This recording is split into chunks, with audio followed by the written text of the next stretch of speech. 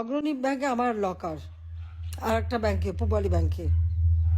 সে পাকিস্তান আমল থেকে গহনাগাটির লকারই আমরা রাখতাম। এটা আমাদের পারিবারিক সবার।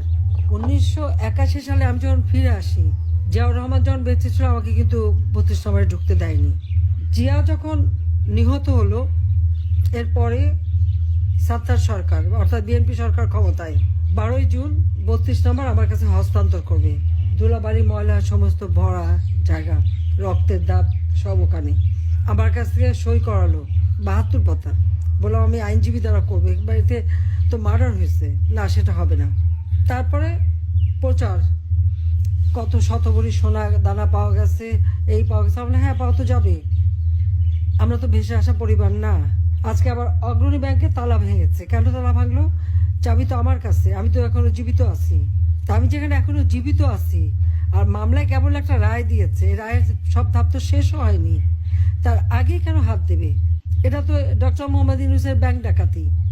সে লোক দিয়ে ব্যাংক ডাকাতি করছে, সেখান থেকে সব সোনা দানা বের করে এত ভরি। আমরা হ্যাঁ, ভরি তো থাকবেই।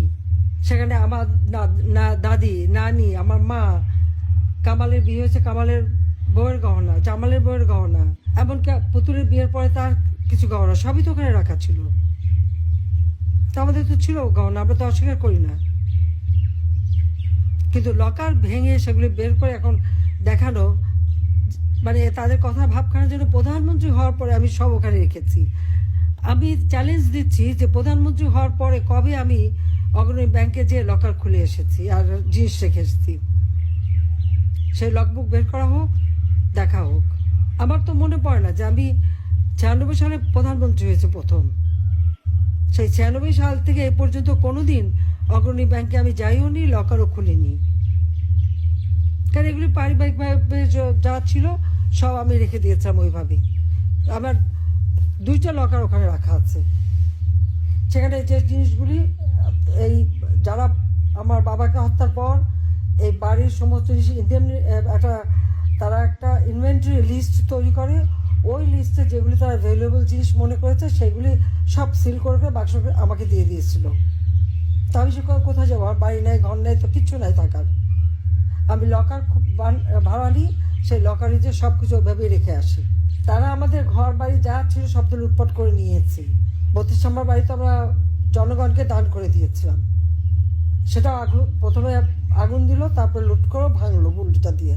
অজয় সাহেবের একটা বাসা সুধা সদন, সেটাও লুট করলো। সেখানে আমাদেরও, হ্যাঁ, সেখানে আমার অনেক গহনাগাটি ছিল, আমাদের সবারই ছিল।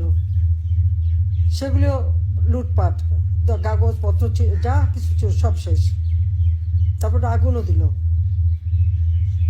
গণভবন সব তো আমরা সব ফেলে দিয়েই তো চলে এসেছি। তো সেই গহনাগাটিগুলি দেখায় না কেন? সেগুলি কার পকেটে গেল? শুনছিলাম যে ইউনূস সাহেবের বড় মেয়ে নাকি এসেছিল, অনেক নাকি হীরার গহনা নিয়ে গেছে।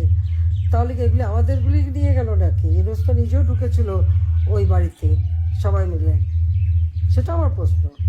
কিন্তু একটা লকার ভাঙতে গেলে, যে এখানে আমি এখনো জীবিত, চাবি আমার কাছে, পারমিশন ছাড়া এই লকারটা ভাঙে কিভাবে? আমাদের পারিবারিক একটা ঐতিহ্য আছে এবং আমাদের অবশ্যই পারিবারিক সমস্ত সম্পদ নিশ্চয়ই ছিল, আছে। আমার নানির যত গহনাগাটি ছিল, এখন ওখানে সে গহনাগুলি দেখাক, অনেক পুরোনো আমলের গহনা। এখন শুরু করছে যে ওখান থেকে নাকি সব নাকি ওখানে রেখে আসছি। সেখানে আমি সবাই দেশবাসীকে আপনাদের মাঝেই বলতে চাই, লাস্ট কবে গেছে আমি লকার খুলেছি আর কবে কি রেখেছি। ব্যাংকে কিন্তু ওগুলো হিসাব থাকে, সেটা দেখে যেন কথা বলে। তারা একের পর এক বাবা মা ভাই সব কেড়ে নিয়েছে, বাড়িঘর তাও নিয়ে নিয়েছে। নিয়ে যাক ওগুলি ফকিরের দল। কিন্তু এই যে অপবাদ দেওয়া, এই অপবাদ দেওয়া কেন?